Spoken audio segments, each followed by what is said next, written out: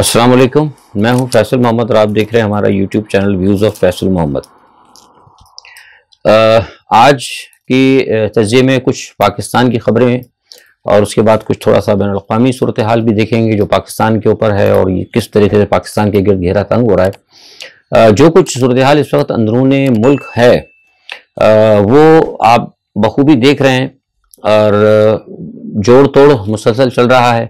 मुलाकातें भी हो रही हैं, हुकूमत कोशिश कर रही है कि किसी तरीके से वो इसको प्रोलॉन्ग करे।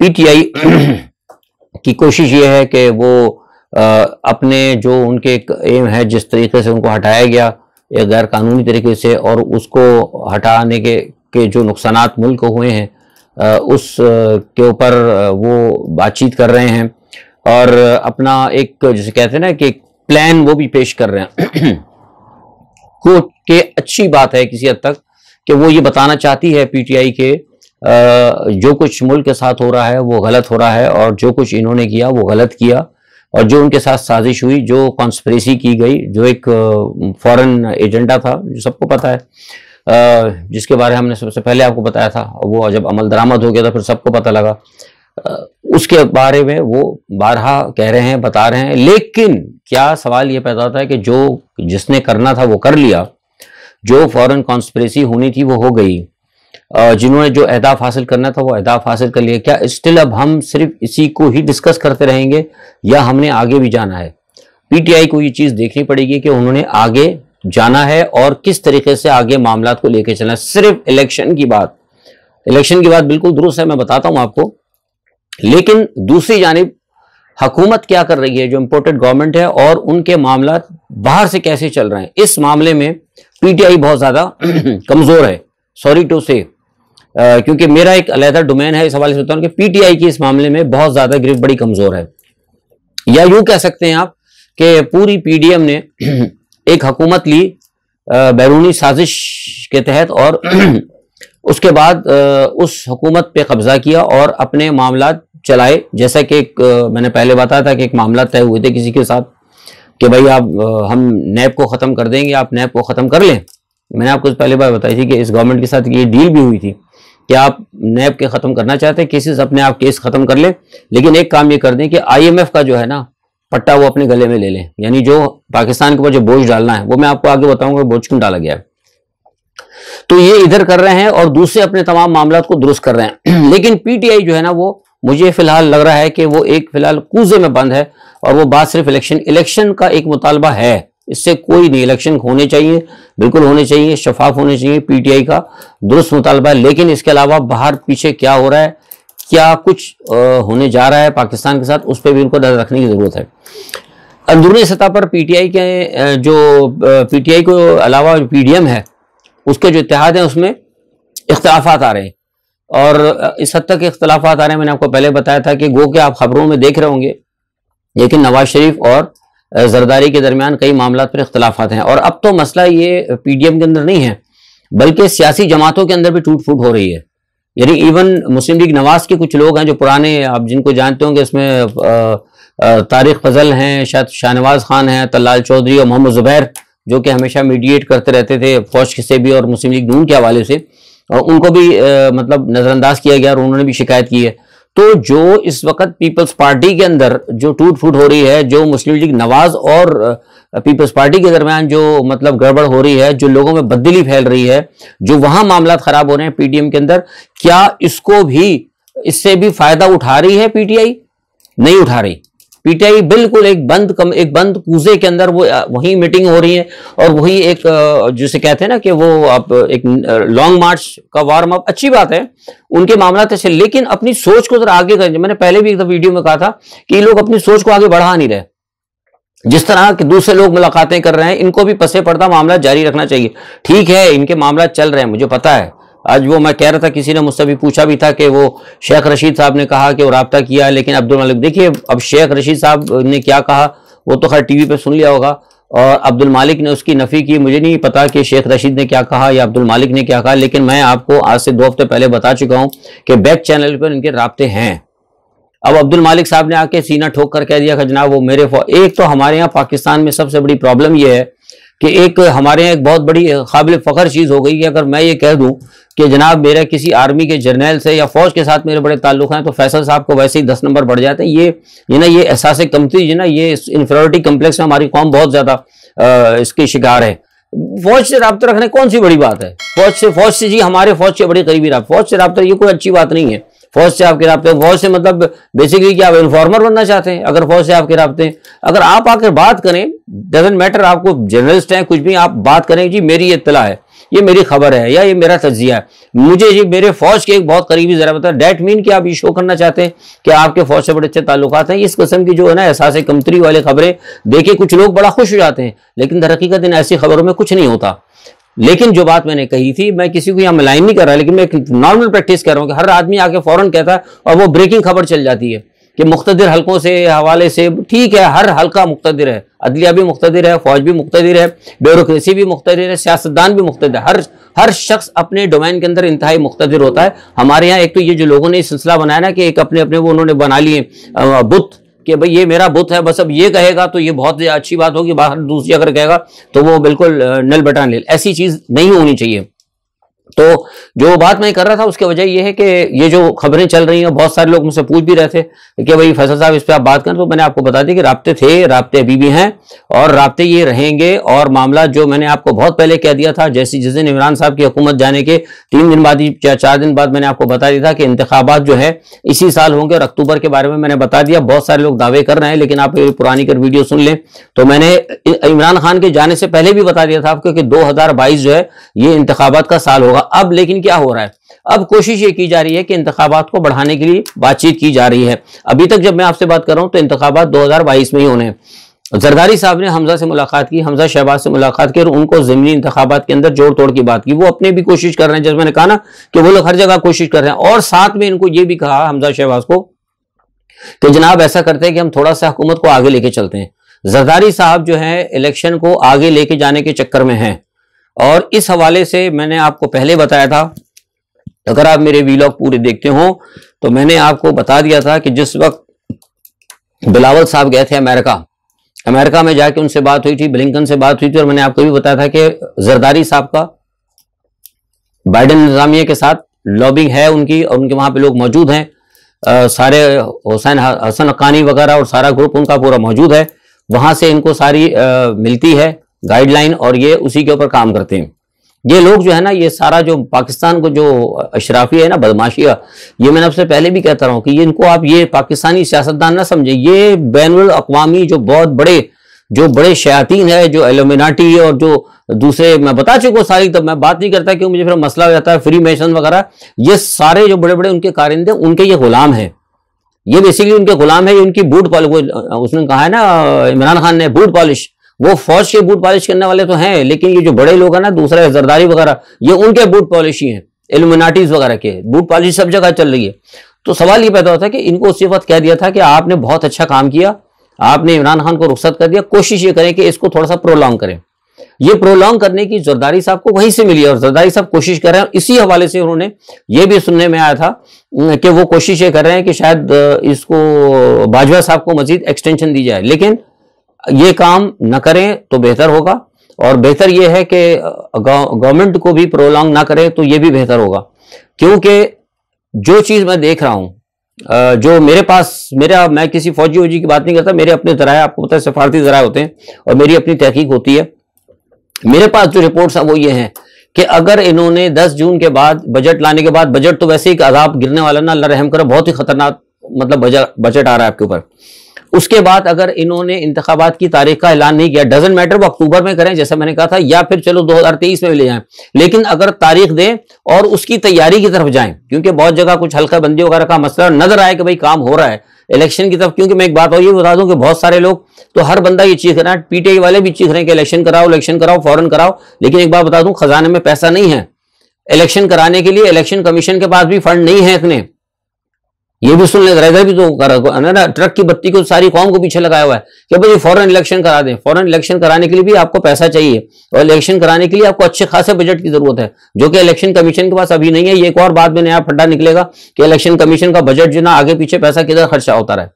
तो बहरहाल इलेक्शन होंगे, उसके लिए फिर पैसा कुछ ना कुछ मामला करने पड़ेंगे, लेकिन यह है कि अक्टूबर में होगा या 2023 में हुआ, ये बात जो है होगी। अगर ये बात इन्होंने नहीं की, जो मैं आपको कहना चाह रहा था, अगर ये बात इन्होंने नहीं की और ये हुकूमत को आगे इन्होंने प्रोलॉन्ग किया, तो यकीन करें मैं आपसे कह रहा हूं कि फिर इदारों के अंदर बहुत बड़ी कोई बगावत भी फूट सकती है, कोई किसी भी इदारे के अंदर, कोई भी हो, आप इशारा समझ रहे हो। क्योंकि लोग बहुत सारे लोग नाखुश हैं, खासतौर पर ये जो अभी आपको पता है कि रिटायर्ड जो हमारे दिफा के फौजी हैं, जो दिफाई इदारा है, जो हमारे रिटायर्ड अफवाज के जो लोग हैं, इनकी बहुत बड़ी तंजीम है। उन्होंने अभी एक आपको पता है डे बिफोर यस्टरडे उन्होंने प्रेस कॉन्फ्रेंस की बात की थी, लेकिन फिर जिस तरीके से उनके साथ जो किया है तरीक़ाकार, आपने देखा है कि उसका बहुत ज़्यादा असर हुआ है, बहुत ज़्यादा असर हुआ है। अवाम पे तो हुआ है, लेकिन कुछ और लोगों पे भी हुआ है, इसमें कोई शक नहीं, इसमें कोई शक नहीं कि हमारे दिफाई इदारे बिल्कुल फुल यूनिफॉर्म्ड है और एक जगह एक अपने कमांड के ऊपर खड़े हैं। लेकिन जब पानी कहीं सर से गुजरने लगता है और जब रियासत को, अगर रियासत के ऊपर अगर बात आने लगे, तो कहीं से भी कोई भी जगह भी लीकेज या सीपेज हो सकती है। जिस तरह की बातें ये कर रहे हैं कि बाजवा साहब को मजीद एक्सटेंशन दे दी जाए, या फिर वो जो इंडिया के अंदर है, आपको पता है इंडिया में भी उन्होंने किया था चीफ ऑफ आर्मी स्टाफ को आगे करने के लिए, कि उन्होंने कह दिया था कि स्पेशल एक ओहदा बना दिया था कि भाई वो चेयरमैन होंगे, फिर वो उनके पावर सबसे ज्यादा होगी, जॉइंट चीफ ऑफ स्टाफ से भी होगी और दूसरे सबसे ज्यादा होगी। इस किस्म की भी बातें चल रही हैं। मैंने आपको पहले ही बताया था कि ये सारे याद है, पिछले हफ्ते मैंने कही थी बात की, जब बिलावल साहब गए थे तो वहां से बहुत सारी चीजें लेकर आए। तो लेकिन वही, अगर इस किस्म का कोई काम इन्होंने किया, कोई नया ओहदा क्रिएट करने की कोशिश की, या कोई आगे किसी को एक्सटेंशन देने की कोशिश की, या ये इंतखाबात को इन्होंने ऐलान नहीं किया और ये हुकूमत को आगे लेकर गए ज्यादा, तो आप यकीन करें कि हालात मुल्क के बहुत ज्यादा खराब हो जाएंगे। वैसे ही हालात बहुत ज्यादा बिगड़ने वाले हैं, क्योंकि बजट के बाद जो है ना लोगों का जो है ना बर्दाश्त वो खत्म हो जाएगी। तो ये बात जो है, एक बात जो सारी है वो यही है कि मुल्क के अंदर जो है ना बतौर रियासत जो है ना मुल्क नाकाम हो रहा है। अच्छा, ये तो मैंने आपको बताया अंदरूनी सूरत हाल। बैरूनी सूरत हाल जनाब बहुत ज्यादा खतरनाक है। ये मैंने आपको बताया कि इमरान खान को बहुत से लोग कहते हैं कि हटाया जो गया है, वो मतलब हटा दिया, वो कहते हैं कि भाई ठीक है वो अमेरिका ने हटा दिया, और वो चूंकि अमेरिका उनसे खुश नहीं था, वो रूस, देखिए ये सारी बातें ठीक हैं, लेकिन मैं आपको बात बता रहा हूं कि ये सिर्फ इमरान खान को जो हटाया गया है या जो कुछ आप देख रहे हैं, ये सिर्फ पीडीएम का या पीटीआई का झगड़ा नहीं है।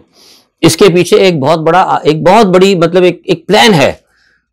वो जो लोग इसको सिर्फ पीटीआई पीडीएम के दरमियान जो दे रहे हैं ना, झगड़ा कह रहे हैं या कह रहे हैं कि बदउन्मान और बेईमान, जिसे कहते हैं ना, बेईमान पीडीएम और ईमानदार इमरान खान, बिलाशुबह इमरान खान ईमानदार है और पीडीएम बेईमान है, लेकिन लोग सिर्फ लोगों की तवज्जो इधर ही जो लगा रहे हैं ना कि इन दोनों के दरमियान झगड़ा, ना ऐसा नहीं है। ये झगड़ा पाकिस्तान की बका का झगड़ा है। बुनियादी तौर पर ये इमरान खान को, जो मैंने पहले कहा था, हटाया ही इसीलिए गया था कि दो वजूहात थी कि पाकिस्तान को उन्होंने 2025 और 2026 तक इन्होंने पाकिस्तान को दिवालिया करना था। इनका प्लान ये था कि पाकिस्तान के अंदर 2025-2026 तक पाकिस्तान के जो न्यूक्लियर असासे, मैं बार बार कहता रहा हूं, मेरे 4 साल 5 साल पुराने बयान पढ़े हैं, टीवी के उस पढ़े हैं, ऑनलाइन पाकिस्तान के चैनल्स पे रहे हैं, कौमी चैनल्स पे कहा है, 92 पे कहा है, ARY पे कहा है, अभी भी क्लिप पढ़े हैं, देख सकते हैं। मैंने उसे टाइम दिया था कि 2025-26 के अंदर ये होगा, इसलिए इनको लाया गया था। इमरान खान को जब इन्होंने देखा कि ये तो हमारे प्रोग्राम के अंदर रुकावट है, तो लिहाजा ये लेकर आए।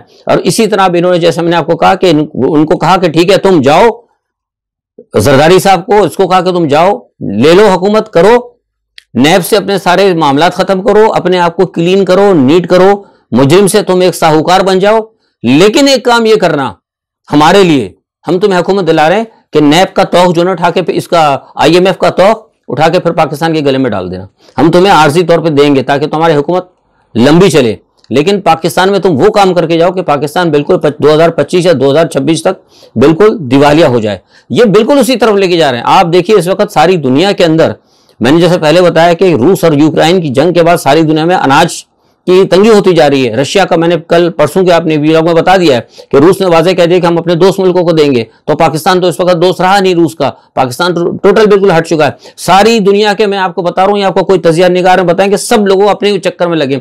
सारी दुनिया के ममालिक इस वक्त जब मैं आपसे बात कर रहा हूं वो अपने गोदामों में जखीरा कर रहे हैं अनाज का, वो जखीरा कर रहे हैं अनाज का, ताकि उनको पता है कि आगे, जो मैंने बताता रहा हूं कि आगे आने वाले दिनों में 2025, 26, 27 के अंदर जो कहत की सी सूरत हाल यहां पर आने वाली है, जो हालात खराब होंगे, तो उसके लिए वो लोग तैयारियां कर रहे हैं। लेकिन पाकिस्तान के पास पैसा ही नहीं है।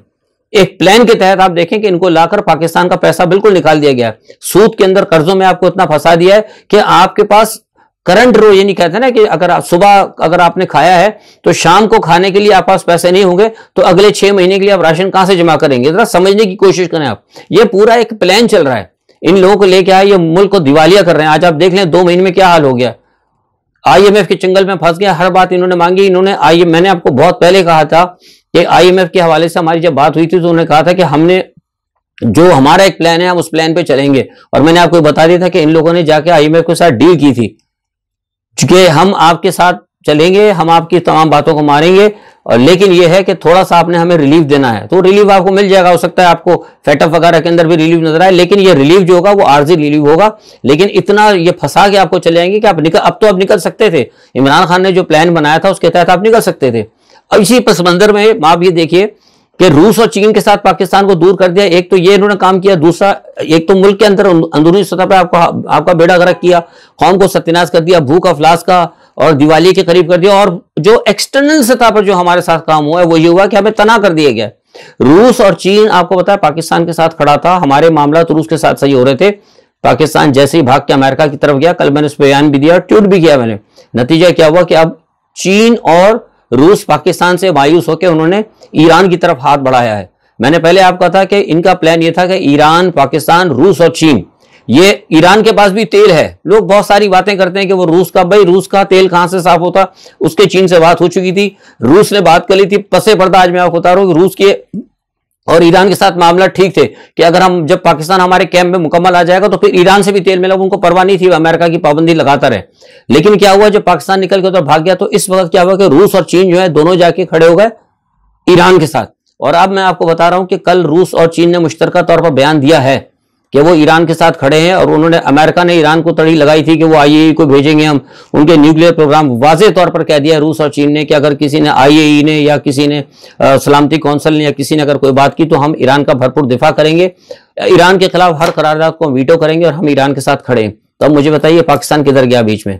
इतनी अहम स्ट्रेटेजिकल पोजीशन पाकिस्तान की तनहा कर दिया। और तनहा कराने वाले यही लोग हैं जो आपका मौजूदा जितने ये इल्यूमिनाटी की और शैतानी जो अमेरिकन एजेंट जो बैठे हुए हैं, जो अपने आप को पता नहीं क्या क्या कहते हैं, ये कोई भी पाकिस्तान का हमदर्द नहीं है। PDM के अंदर कोई भी हमदर्द, जितने लोग, ये सब मैं आपको बताता रहा हूं कि जैसे इमरान खान को गिराने का जब प्लान बना था, मैं सब चीजें बताता रहा हूं कि जा जाके किस तरह लोग मिलते रहे हैं, सिफारतकारों से मिलते रहे हैं, कहां कहां पैसे मिलते रहे हैं, किधर, हर चीज बताइए। तो क्यों दिया गया इनको? क्या इनको नजर नहीं आता कि ये पाकिस्तान के खिलाफ हम जा रहे हैं? मसला कहने का सारा ये है कि इस वक्त जो है पाकिस्तान को एक आलमी तयशुदा प्रोग्राम के तहत निशाना बनाया जा रहा है, जिसमें पाकिस्तान को दिवालिया किया जाएगा, पाकिस्तान के अंदर खून रेजी की जाएगी, पाकिस्तान के अंदर ये लोग सिविल वॉर किसी सिचुएशन लेकर आएंगे, ताकि क्या होगा, पाकिस्तान को डीन्यूक्लियराइज कराया जाए, पाकिस्तान को बिल्कुल घुटनों पर ला दिया जाए, पाकिस्तान की हालत एक नेपाल की तरह हो जाए। आप देखें कि किस तरीके से वो लोग काम कर रहे हैं। ईरान के खिलाफ, मैंने बताया कि ईरान के खिलाफ वो इकट्ठे हुए थे, लेकिन रूस और चीन साथ उनके खड़े हो गए। तो ये सारे मामला जो है इसको देखना पड़ेगा। मैं बारहा कहता रहा हूं अपने वीलॉग्स के अंदर कि पाकिस्तान की सियासत जो भी होगी वो बैरूनी मुल्क जो भी हो रहे हैं खारजा सतह के ऊपर, उसके हवाले से होगी। आज के लिए बस इतना ही, और इंशाल्लाह कल जो भी सूरत हाल होती है उस पर मैं बात करूंगा। कल इंशाल्लाह कोई जो खारजा हवाले से भी कुछ बहुत सारी अहम चीजें हैं उस पर मैं बात करूंगा। लेकिन मैंने सिर्फ अभी आपको बताया कि ये लोग किस तरीके से काम कर रहे हैं और इनकी अच्छा मजेदारी की कोशिश देखें। ये काम कर, मैंने कहा ना कि ये लोग PTI वाला तो तवज्जो दें, PTI नहीं दे रहे, ये एक और काम कर रहे हैं। इन्होंने पहले से जो बैनुल-अक़वामी जो हैं क्या कहते हैं इदारे शुमारियात के और जो सर्वे करने वाले, उनको उन्होंने पहले से कहना शुरू कर दिया कि जनाब अगर वो इलेक्शन होते हैं ना, अगले साल होते हैं, जब भी इलेक्शन हो, इस मरतबा जो ना PDM जो ना सीटें निकाल लेगी। अभी मुझे हैरत हो रही कि 2 सर्वे मैं देख चुका हूँ। एक को पता नहीं वैसे ही कोई सर्वे है सेंटर कहाँ से उन्होंने लिखा, एक है वो अपना कोई एक का नाम मैं भूल गया हूं, कोई इंटरनेशनल पीस पता नहीं है क्या, कुछ करके कुछ ऐसे ही है, और एक इंस्टीट्यूट फॉर पब्लिक ओपिनियन है। उन्होंने अभी से नहीं, अभी इलेक्शन अनाउंस भी नहीं हुए, उन्होंने अभी से अपने सर्वे देने शुरू कर दिए तो जनाब पीडीएम जो है ना वो जीत जाएगी और इमरान खान जो है वो दूसरे नंबर पर आएंगे।